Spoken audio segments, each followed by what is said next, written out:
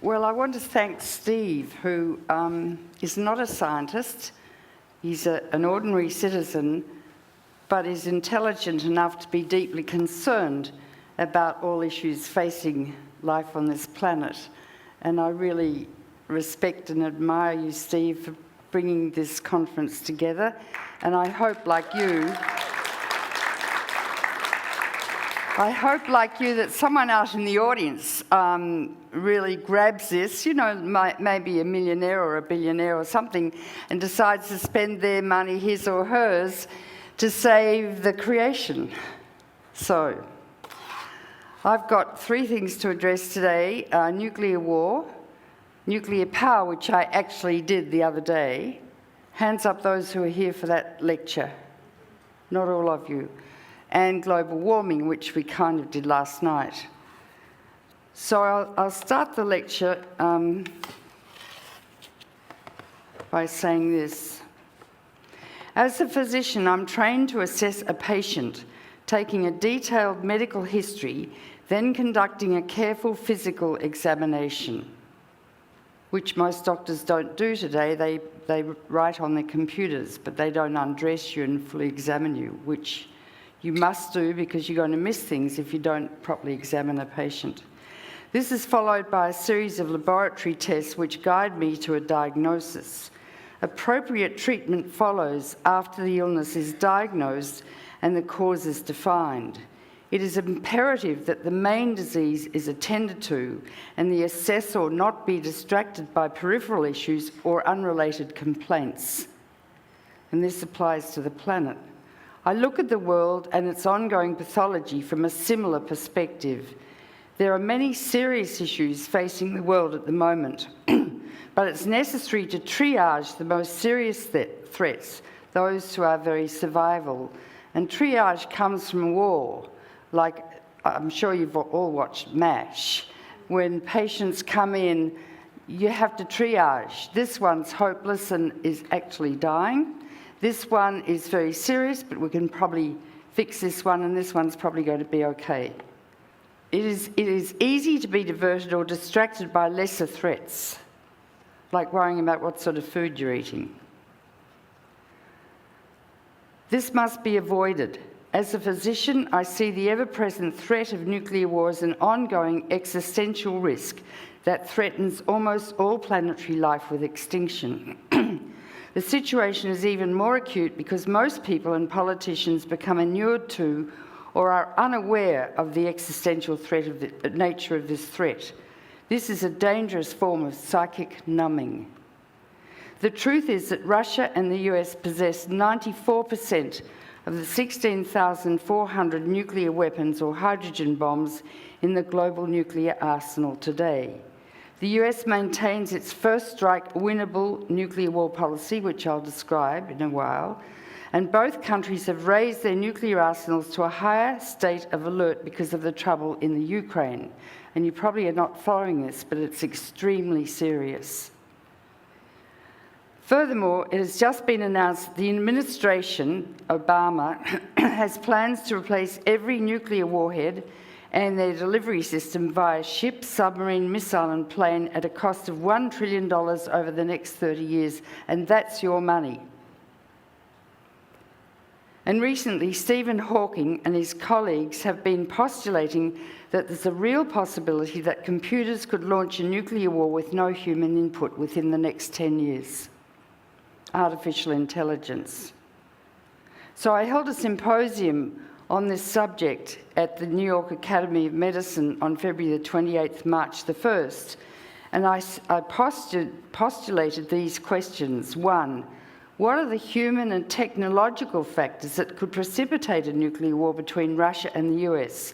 How many times have we come close to nuclear war, and how long will our luck hold?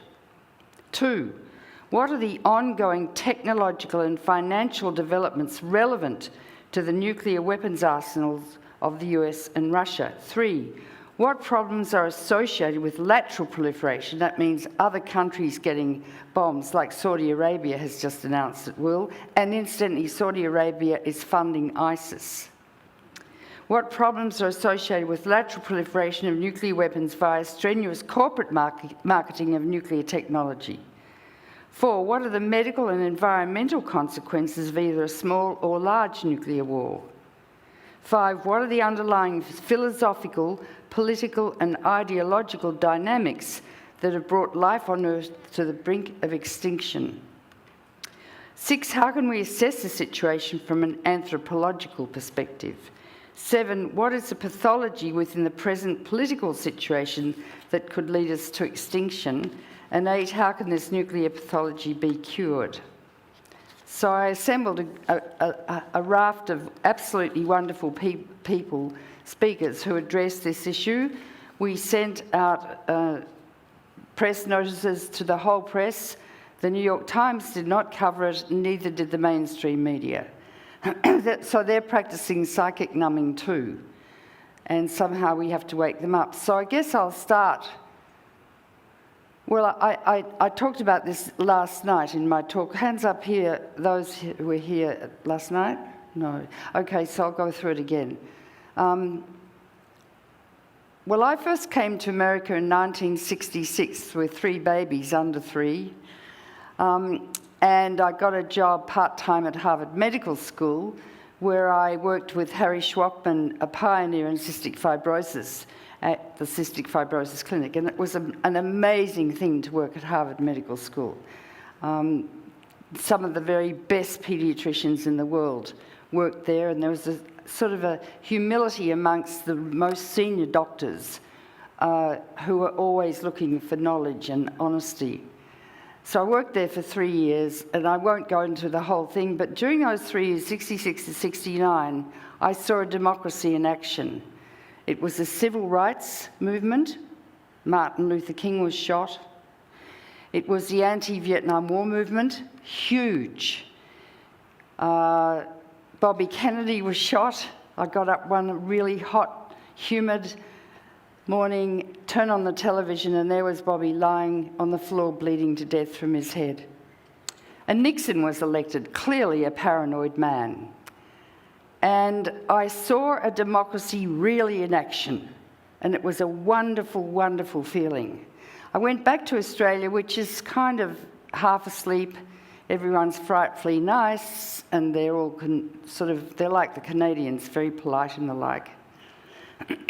But I became concerned about nuclear war when I was about 17, and I read a book called On the Beach by Neville Shute.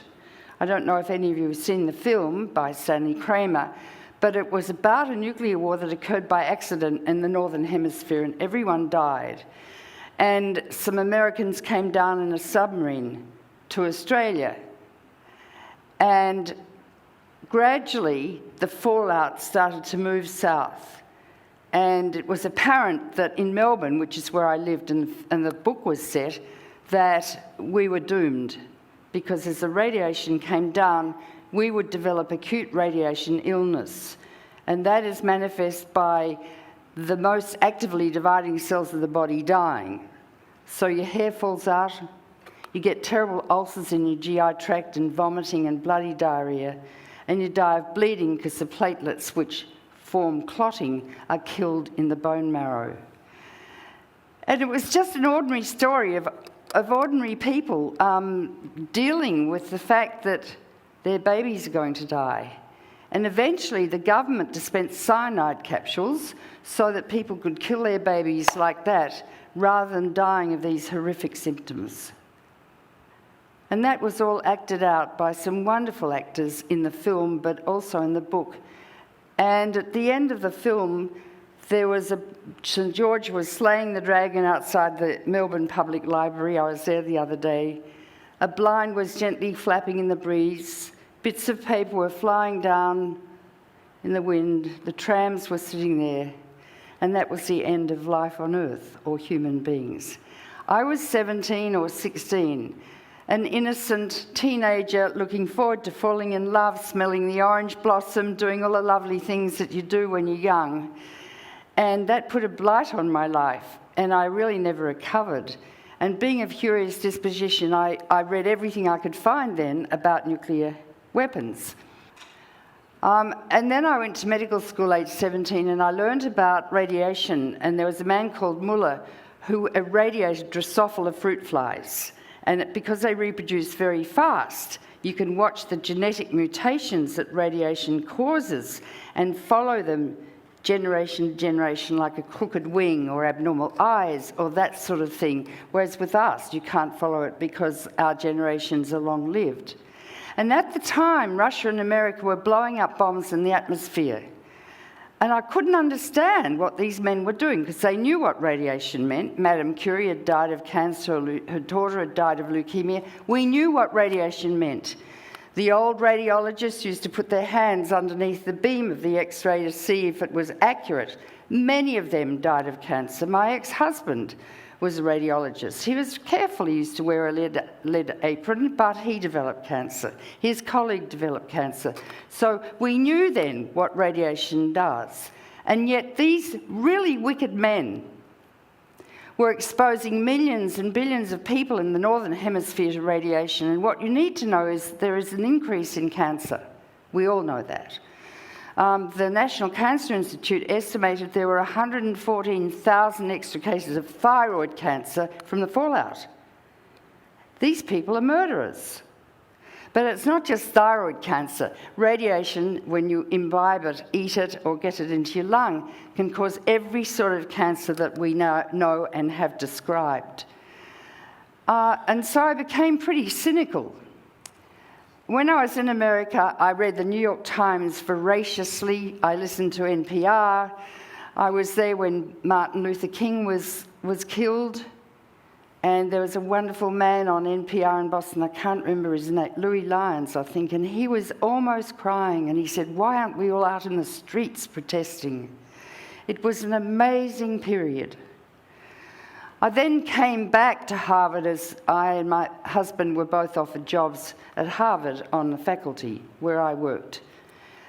And I had already, what happened was in 1971, someone leaked some data about fallout in the water in Adelaide where I lived, because the French, who were previously blowing their bombs in the desert in Algeria, were kicked out of Africa, and they came down to the islands in the South Pacific and started blowing the bombs up there. And we were getting a lot of fallout. So I wrote a letter to the paper. I just read Germaine Greer, The Female Eunuch, so I was pretty liberated. I wasn't going to be told no anymore. I don't know if you've read that book, but it changed my life. Anyway, so and I wrote a letter saying that children could get leukemia and cancer from the fallout from the French tests, and they didn't publish the letter. So I rang the editor and I said, "Where's my letter?" And he's very condescending, as men tend to be sometimes to women. And he said, "Well, madam, we get hundreds of letters a day." And I said, "Yes, but mine's important." And I talked him through it. He got it out of the waste paper basket, undid it, and published the letter. And then that night I was asked to be on television. I knew a lot, but not everything. I made mistakes, but that's how you learn about life. And I was attacked by the head of nuclear medicine at the Royal Adelaide Hospital, this hysterical woman doctor, and it was headlines in the paper. But I kept going, and I was right. I had a lot of exposure, and what I didn't know was the Australians didn't like the French. They think they're arrogant. Well, they are, and I've got a French son-in-law who's a count, and they are arrogant. My grandchildren are half French and they're half mad. Anyway, and my daughter's a countess, a less likely countess you could hardly believe. Anyway, so the Australians said, "Those bloody French, what have they done here, testing their bombs and irradiating us?" People stopped buying French wine, French perfume, French cheese. The mailman wouldn't deliver French mail, and it was just huge. There were spontaneous marches in the city streets with fathers with babies on their shoulders with signs saying, "I don't want to die of leukemia from French nuclear tests." And in 9 months, 75% of Australians rose up and said, "We're not going to have those bloody French here anymore." And we forced our Prime Minister and New Zealand to take France to the International Court of Justice, and she started testing underground. Well, that wasn't good either, because out of sight is out of mind, but we didn't get any fallout. So I thought, I saw what Jefferson said, your wonderful president, an informed democracy, will behave in a responsible fashion. That's what happened. Then in 1975, I found our Prime Minister, who's a good man, decided he'd like to mine uranium. I knew nothing about uranium. I went to the library and I read a book called, by Goffman and Tamplin, Nuclear, I can't remember the name of it, which is bad. Anyway, my hair nearly fell out. I'd never read anything so dangerous in my medical career. So I went to see the Prime Minister, but he wasn't interested. Before I was quoted by Rupert Murdoch on the front of The Australian, you know, because we had an external enemy, and it's good to have an external enemy because the whole country, like a tribe, congregates to hate the enemy, which is what is happening today and always has. And I want to write a book about that. Why men kill and why women let them. Anyway, so I had a friend who was an engine driver, and at that stage, most of our workers were unionised. There were 76 unions in South Australia, and we wrote to the unions and said, can I come and talk to them about the medical dangers of mining uranium? And they said, yes, but you'll never convince us because we need the jobs, jobs, jobs, jobs. I'm sure Hitler said that when he was building the gas ovens, create jobs. That's what you hear all the time. It's nothing to do with jobs. And so I travelled all around Australia talking to unions at 6 in the morning before they went out and all sorts of stuff. And finally I ended up before a big union conference. Australian men drink a lot of beer. They were well lubricated by the time I got there, and I had 10 minutes. I was premenopausal and I looked okay. And I had a nice pair of black velvet slacks, but they didn't lift. So for the first 5 minutes they were very rude and talked loudly, and I thought, what am I going to do to get their attention? So I started talking about the medical effects of radiation upon their testicles.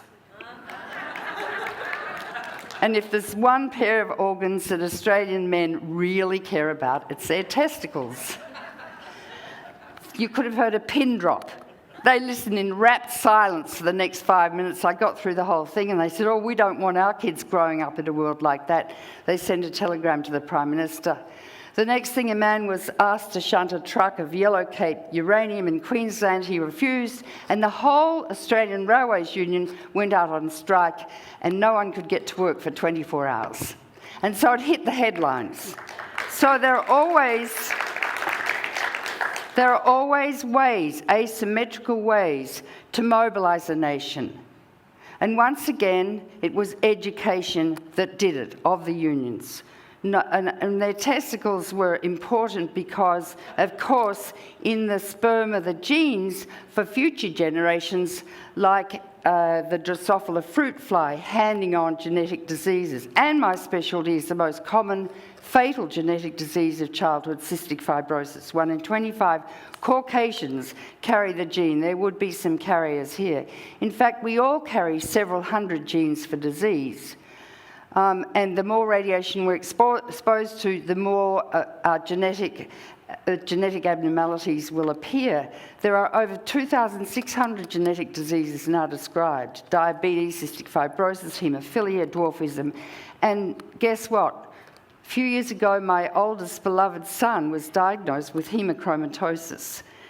A recessive gene from both my husband and I gave him that disease. It's like blue eyes. You can't have blue eyes unless you have two blue-eyed genes because they're weak. If you have a brown-eyed gene and a blue-eyed gene, you'll have brown eyes and don't know you carry the blue-eyed gene. Do you see? I always give a puzzle to my audience. There were two blue-eyed parents and they had a brown-eyed baby. Where did the brown eyes come from? What? The father, the real father. Who was the real father? The milkman. Yeah. So you can use genetics for various pathology and investigational opportunities. Hemochromatosis is a disease where the body can't handle iron. And we break red blood cells down all the time. They're full of iron. If you taste blood, you can taste iron. And so it builds up in the heart muscle and also in the liver, and they get cirrhosis and So he has to be bled, litres of blood every few months. He's okay now. But it was strange that I was walking around the world telling everyone we all carry several hundred genes for disease, and guess what I found out? I did. Anyway, so to get back to the uranium mining, we stopped uranium mining because the Australian Council of Trade Unions passed a resolution that they would neither mine, transport nor export uranium, and the whole country was anti-nuclear. It's changing now, because when I came to America in '78, the corporations moved in silently and gradually, and our country is just one big quarry of iron ore and coal causing global warming and uranium causing nuclear power and cancer, the whole thing. And I'm seen as a bit of a nut now in Australia. They don't like me. Too bad, and I don't know how to reverse that. But anyway, that's the way it is. So I came to America in '78 to live. And I said last night that when I got here, I was always worried about nuclear war.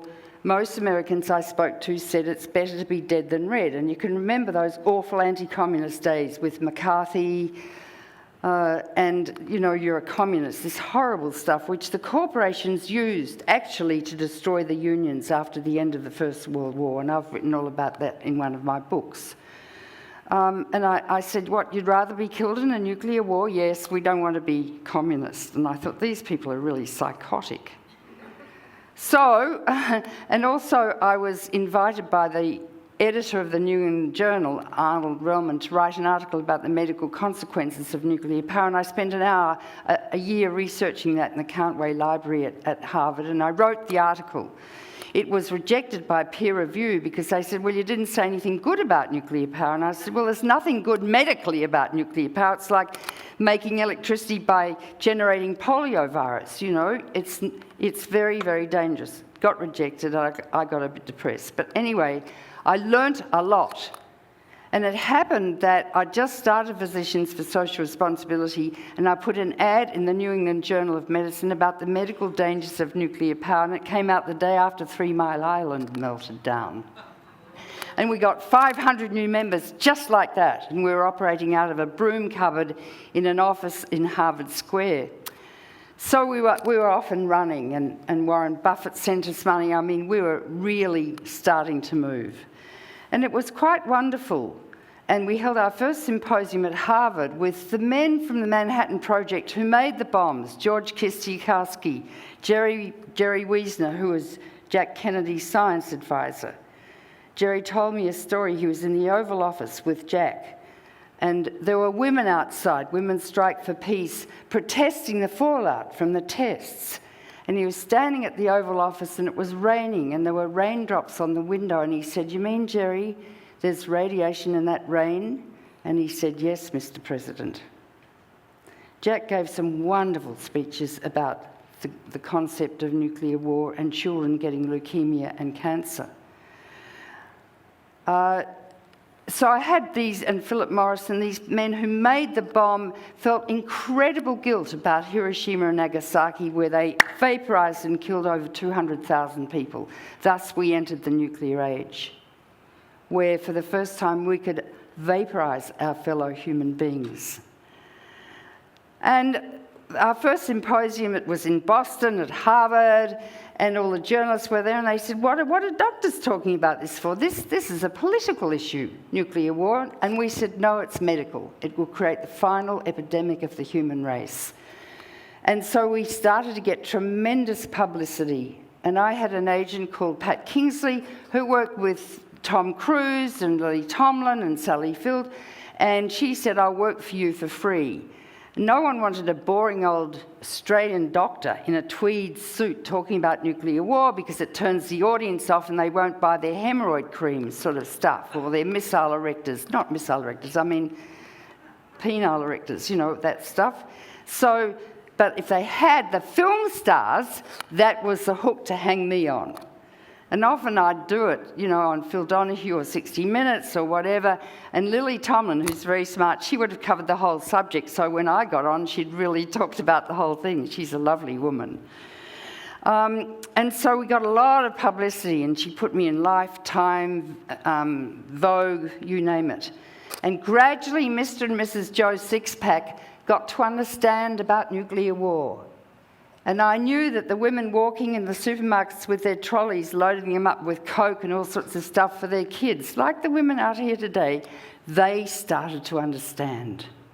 And over 5 years, because of this education, 80% of Americans became opposed to nuclear war, which was really the Second American Revolution. It was a revolution in thinking, peaceful, sagacious, Gandhian, all about education. And I'd go to the Congress. Every time I went there, I got propositioned by some congressman, you know. Sex is really sort of subliminally always there in Congress. But anyway, I didn't take any notice. I had to try and talk about their genes and radiation and stuff. But I'd go, and Tip O'Neill, that lovely man, was the chairman of the House. And he'd come off the House floor to meet me in his office. Why? Because we had 80% of Americans behind us. That's political power. That's the only way you're going to change things, by changing the people out there. If they don't know, we are absolutely nowhere. And he'd say, "What can I do for you, doctor?" And I said, "I want you to play our film, The Last Epidemic," from one of the symposium, on every single TV set in Congress. And he did. And we got the Congress to pass the nuclear weapons freeze, which was to freeze the arms race between Russia and America, which was quite extraordinary. And Tip said the two most important things he ever did in his political life was the nuclear weapons freeze and also the Maryknoll nuns who were killed in Central America. He was a Catholic. And also, there was another episode which had a big impact. I think that I had to speak in the Playboy Mansion with Hugh Hefner and the Playgirl of the Year, etc., you know, with their little sort of bunny things at the back. And but to a lot of film stars, most of the film stars in Hollywood, because Playboy magazine was going to excerpt a book called With Enough Shovels. Now, the Federal Emergency Management Agency had plans for you if there's a nuclear war, and I think these plans still hold true. It takes only half an hour for the Russian missiles to hit you from launch to land, and your missiles take half an hour. It's all over in about an hour. But they said, "Don't worry, if you've got enough shovels to go around, we're all going to make it." And as you hear on NPR, this is an emergency broadcast. We're under nuclear attack. Run to the nearest fallout shelter. You get out your trusty shovel and you dig a hole 6 feet long, 3 feet wide and 3 feet deep, and you get in the hole and you put 2 doors on top and dirt. And this man at FEMA said, "TK Jones, it's the dirt that does it. In fact, you're digging your own grave, but you won't have time to do it anyway." And there were plans too to, on the first day after a nuclear war, or as it's going to happen, all the even-numbered number plate cars flee from Boston to go out to some little village in New Hampshire, and the next day the odd number plates. And you're not allowed to take any drugs or alcohol, and you leave food for the dog and cat at home. And if there's a nuclear attack, you park the car beside the road, get out the shovel, and get underneath the car in your hole. These admonitions, I'm sure, still hold for you, which is absolutely primitive and ridiculous. Anyway, so they were going to insert this book, With Enough Shovels, in Playboy, and I was to speak before these film stars, and Paul Newman was there, here to speak too. And as I came in, Paul Newman came up to me, and I'd never met him, and he kissed my hand, and he was so beautiful, I just about dropped at his feet. He's gorgeous. And my agent said, "Now, Helen, these are film stars, you can be emotional tonight," because mostly I have to be very credible and scientific with my audiences, but film stars are a bit different. And I said, "I want you to go out tonight and look up at the stars and realise we're probably the only life in the universe." Think about that. I'd already asked Carl Sagan, did he think, because he was a friend of mine, there was life in the universe? And he paused for a long time and he said no. And I said, "Why?" And he said, "Because if any species had reached our stage of evolution, they would have destroyed themselves." And then this tall, skinny girl with long black hair came up to me, and she was Patty Davis, Reagan's daughter. And she said, "I think you're the only person on earth who can change my father's mind. I want you to see him." And I did a quick double take, and I said, "I'll see him alone, not with Miss Baker or Diva, his advisors, alone." So she rang me 2 days later and said, "We've got an hour at the end of his working day." And I said, "What time is that?" She said, 4 o'clock. And I thought, that's a bit strange. Anyway, we had lunch in a French restaurant, and we swept into the southern portico. We went into the downstairs library, in which there were no books. He was a bit late. He came in all dithery, and I shook his hand. "Hello, Mr. President." And he didn't know where to sit, so I said, "You sit there and I'll sit here."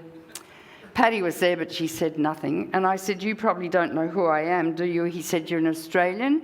You read On the Beach when you were a young girl, and you're scared of nuclear war." And I said, "Yeah, that's right." And he said, "Well, I too am scared of nuclear war, but our ways to prevent it differ. I believe in building more bombs."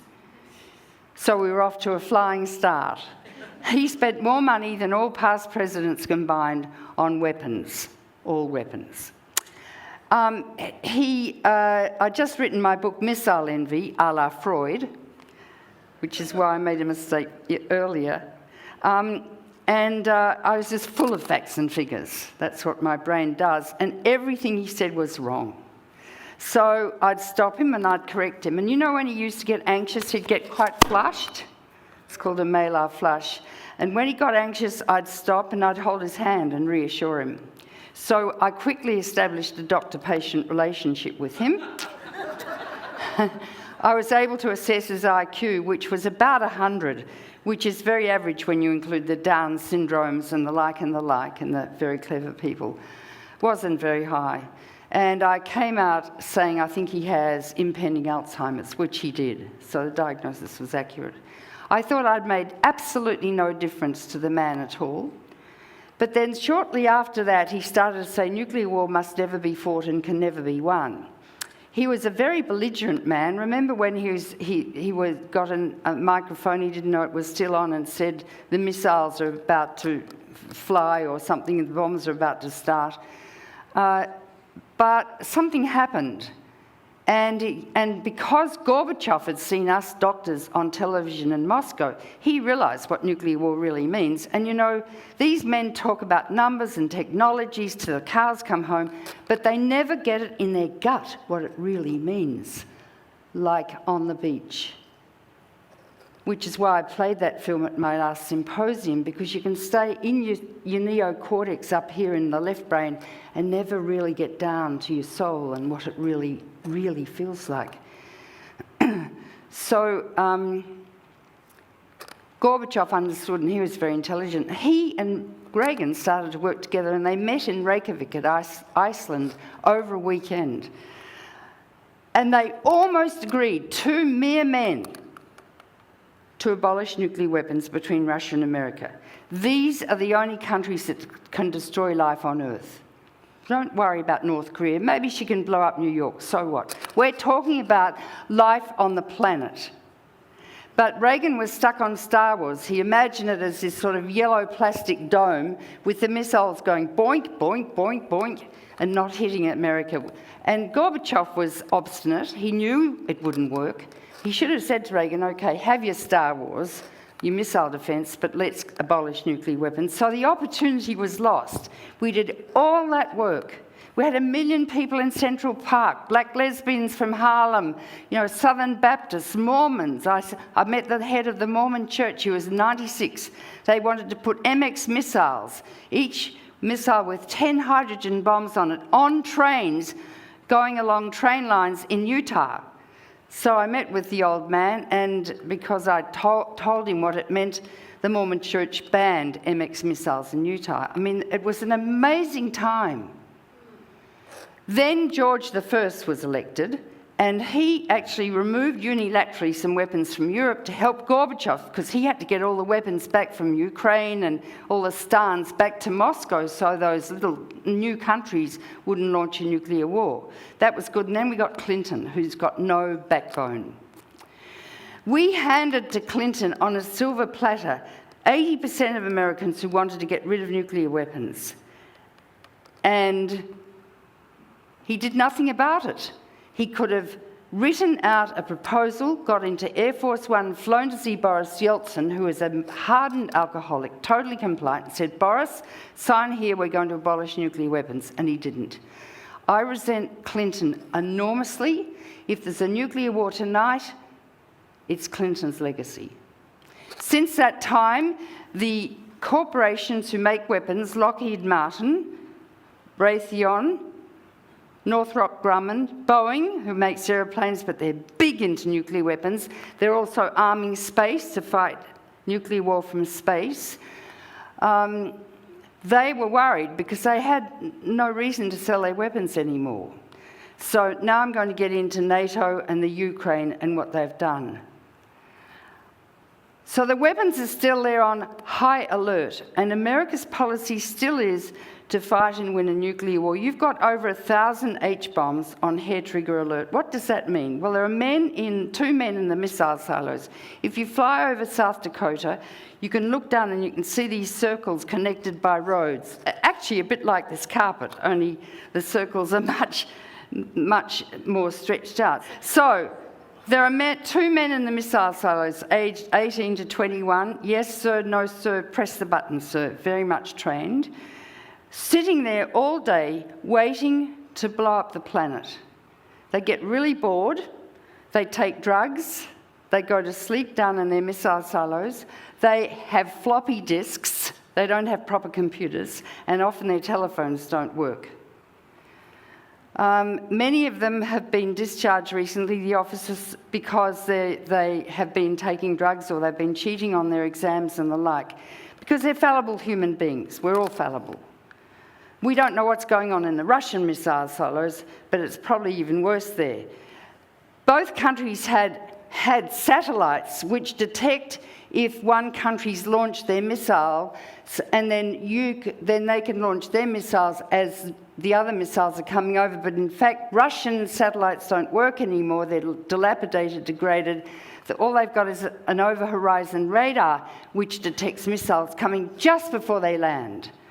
And so it's very serious. The Russians are paranoid, and they're the ones who'll kill you, and their bombs are big. There are 60 hydrogen bombs targeted on Washington as I speak, 10 on New York, 10. The 2 airports, the 3 bridges, they target things as if they're using conventional weapons, not nuclear weapons. Every town and city with a population of 50,000 or more is targeted with at least one bomb. All universities, all industries. And that holds true for England, Europe, Russia, China. Since the Cold War, America's had the audacity now to target China, Canada, America, and Australia. Now so the official policy of America is to fight and win a nuclear war. How do you do that? Well, people don't matter. People dying is called collateral damage by the Pentagon. You have to kill the missiles. So what you do, and you've got lots of Trident submarines. On each Trident, 24 missiles with 8 hydrogen bombs in each missile. And they're close to the shores near Moscow, and their bombs don't take half an hour. They take 3 minutes to hit Moscow. So what you do is you first decapitate Moscow. Chop its head off. That means you kill Putin so he can't press his button. And then you launch your weapons, and you have to launch 2 hydrogen bombs on each missile silo to kill the missiles. And they've got to land within seconds, because if you don't do it very accurately, you get what's called fratricide, with huge amounts of gravel blowing up, which will destroy the incoming second bomb. Now, because the Russians don't want you to win the nuclear war, because if you destroy their missiles, you've won the war. The fact billions of people die is no worry to the Pentagon at all. And so they've developed a system. They've dug a deep cave in the Ural Mountains, and they've got a missile called the Dead Hand. And if, in fact, they see a first strike coming, they launch this missile, which sends a radio signal to all their missiles to launch by computer control with no human input. Wow. Yeah, wow. Now, so the Russians have got over 1,000 hydrogen bombs targeted at you and Australia. We've got 34 US bases. Now, what are the chances of this happening? Well, I knew Robert McNamara, who was Kennedy's Secretary of Defence, and he was in the Oval Office during the Cuban Missile Crisis, and he said, "Helen, you don't know how close we came. 3 minutes to a nuclear war." In 1995, America launched a weather satellite from Norway. They had informed the Kremlin lost the data, human fallibility. They launched this missile and they thought, the Russians saw it and thought, God, this is a first strike for decapitation of Moscow. Yeltsin, who drank a bottle of vodka before breakfast, and much more too, he was informed, he was sitting there, and if you don't know, but the president of both countries has what's called a football. It's a case with the nuclear codes, and if you watch Obama, always there's a man, an officer walking behind him with a suitcase.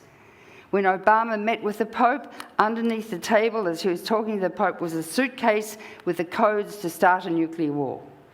The presidents, by the time the message goes through to Pine Gap in Australia, over to the Strategic Air Command, and then to the president, he has only 3 minutes to decide whether or not to launch.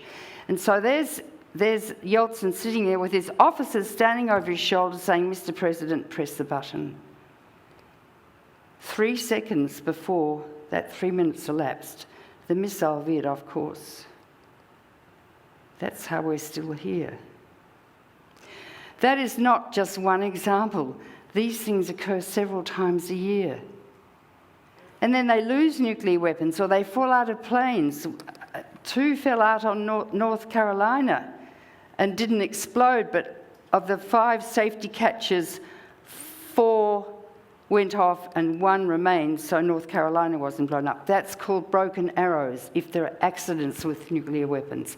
They drive nuclear weapons around in Winnebagos with a machine gun under the dashboard to shoot people if they need to.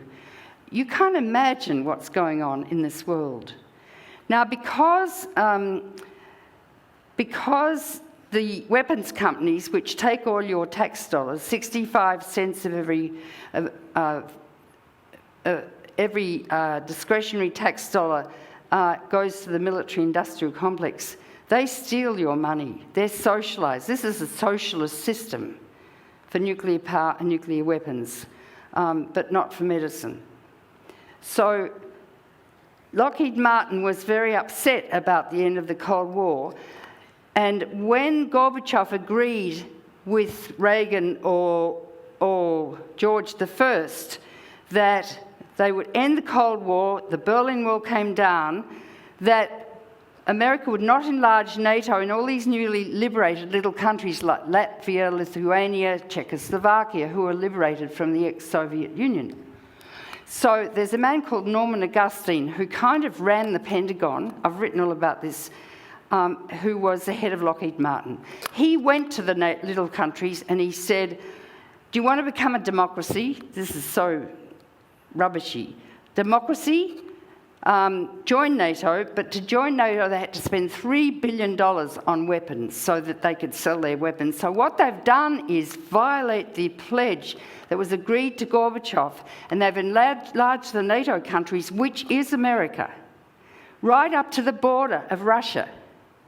Can you imagine how America would feel? Well, remember with the Cuban Missile Crisis, they had some missiles and America nearly blew up the world. What if Canada suddenly said, well, we've become part of the Russian bloc? What would America do? It's so provocative. And there are a lot of neocons, very conservative people in the State Department who are pushing this aspect and pushing Putin into a corner. Putin's paranoid, I'm sure, but you don't threaten paranoid patients in a hospital because they're likely to do something really dangerous to you, and I've had people like that. They're very scary. And so now what's happened with the Ukraine, the State Department put $5 billion into the Ukraine and encouraged them to join the EU, European Union. Now, there was a man called Yanukovych who was their president, democratically elected. And there was a big demonstration in Maiden Square, and we think, and a lot of ex-Nazis are are operating with the Americans because there were a lot of Nazis in the Ukraine who were violently anti-Semitic and killed an awful lot of Jews. They're working with the new president, and they worked with a woman called Victoria Nuland from the State Department. I don't know why Obama puts up with this. And so Yanukovych, they finally had this big demo, and Yanukovych fled to Russia. There's more in this than meets the eye. If you join the EU, you have to tighten your belt, which is what happened in Greece. You lose your medical care benefits, you lose free education, all of this stuff, which is why the European nations are reacting. They don't want that. Now, there are people in eastern Ukraine who are Russians. They didn't want to lose their pensions, etc., and they weren't pleased. But what America did was put in Poroshenko, who is an American puppet. So was Hussein in Iraq. He worked for the CIA since he was 21. So many of these corrupt leaders have been in the pocket of America and the CIA, and then they turn against America, and then America bombs the country and kills lots of civilians. The Iraqi war actually ended up killing a million people, half of whom were children. And when they asked Madeleine Albright if she thought that was okay to kill 500,000 children, she said, yes, I think it was worth it. Think of the Nuremberg trials and the Holocaust. Think of how precious a single life is. Think of how America's started so many wars. At the moment, they're bombing what? Yemen, Syria, Iraq. Anyway, so it's made Putin very paranoid. So Putin has put his nuclear weapons on a higher than normal state of alert.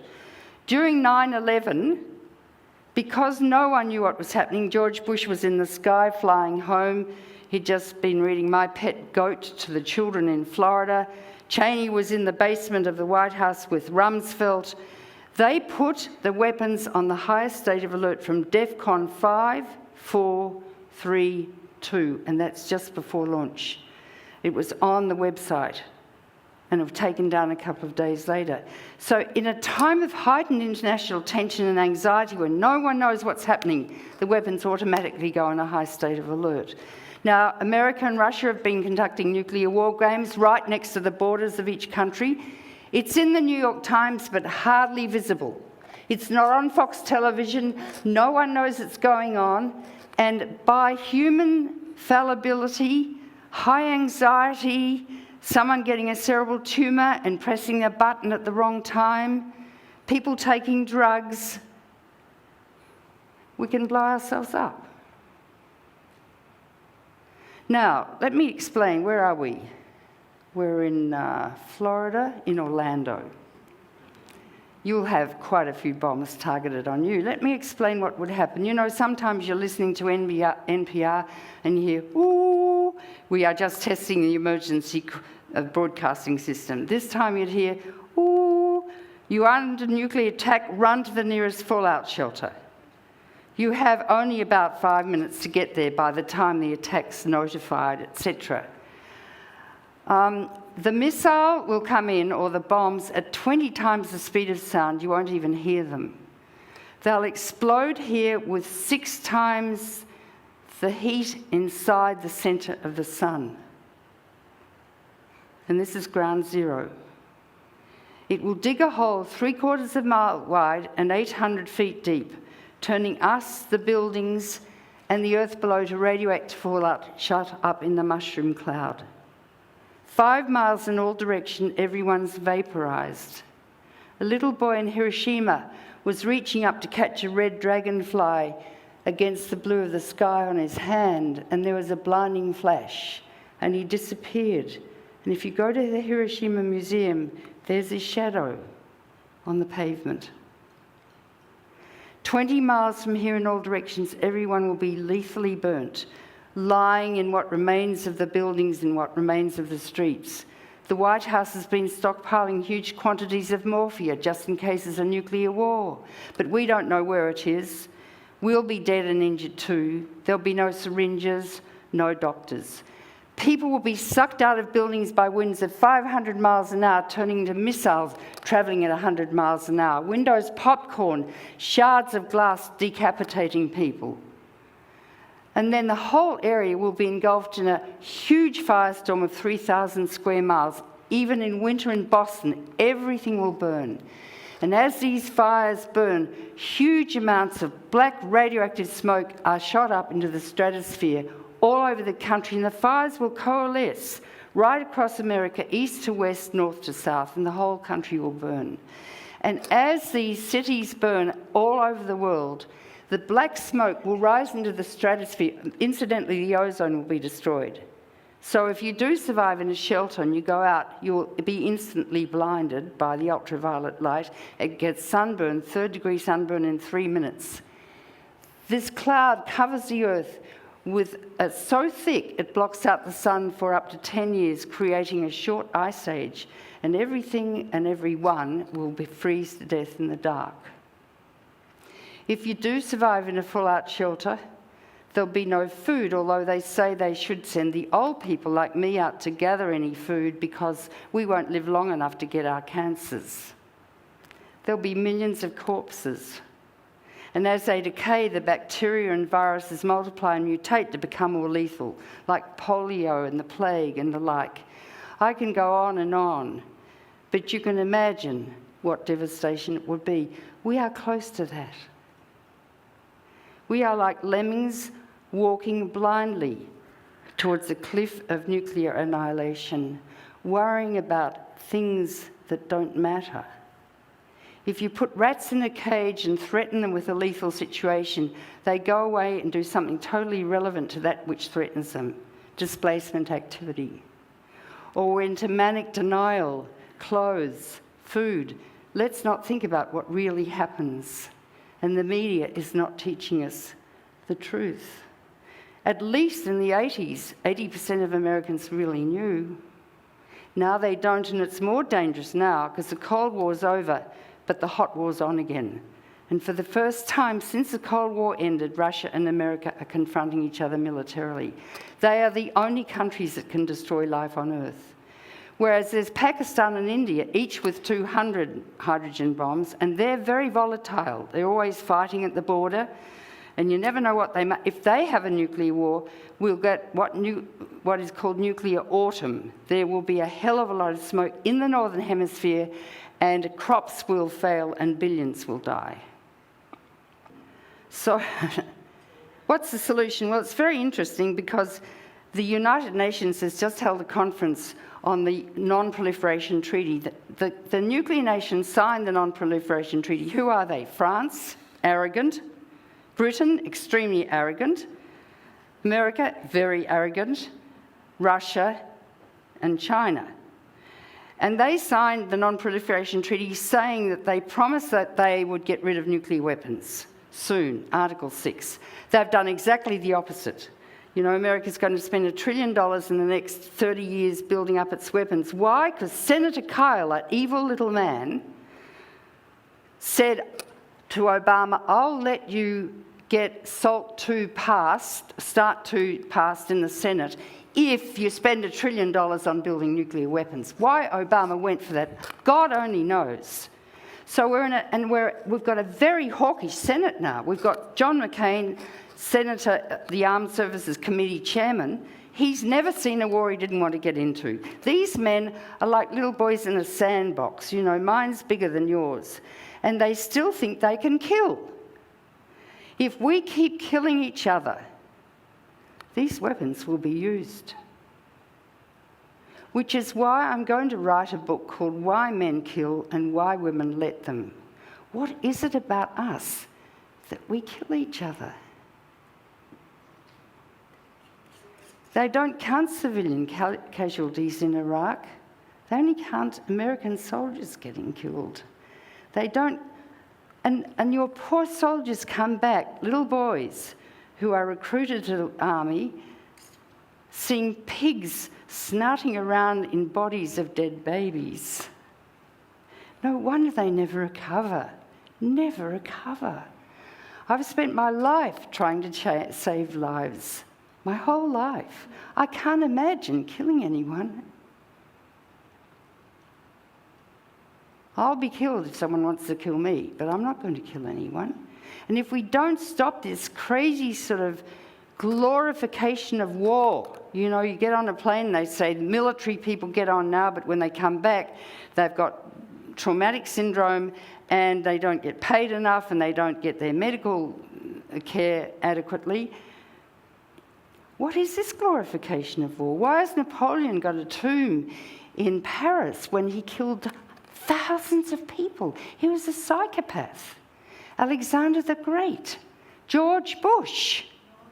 Thou shalt not kill. Life is so sacred.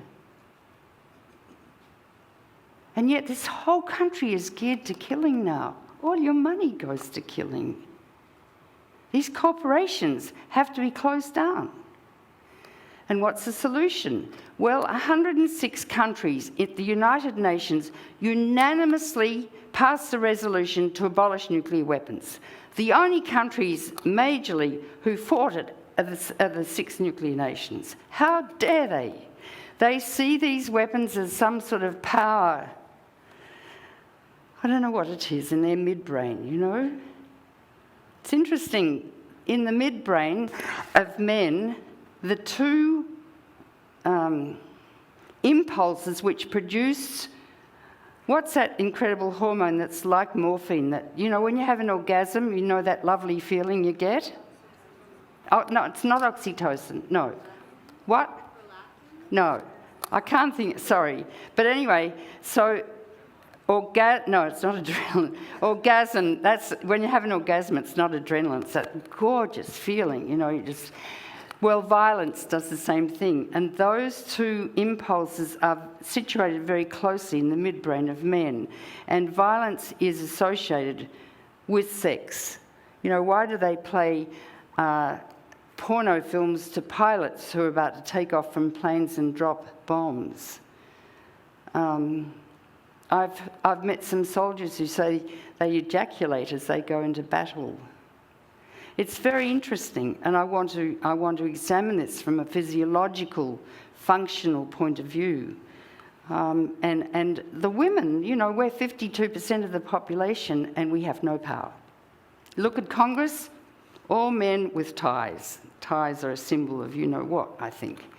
But we have the nurturing hormones, the oxytocin and the estrogen and progesterone to nurture life. And we have to stand up and take over now. We have to take over. How we do that, I don't know, but I'm going to write about it in my book. That doesn't mean to say, you know, we make enemies, but the magic number is 30%. Below 30% representation in an organisation, women vote to please men. Above 30%, there's such mutual reinforcement. They say, no, today we're not voting for missiles, we're voting for milk for children. Has nothing to do with Republicans or Democrats or anything like that.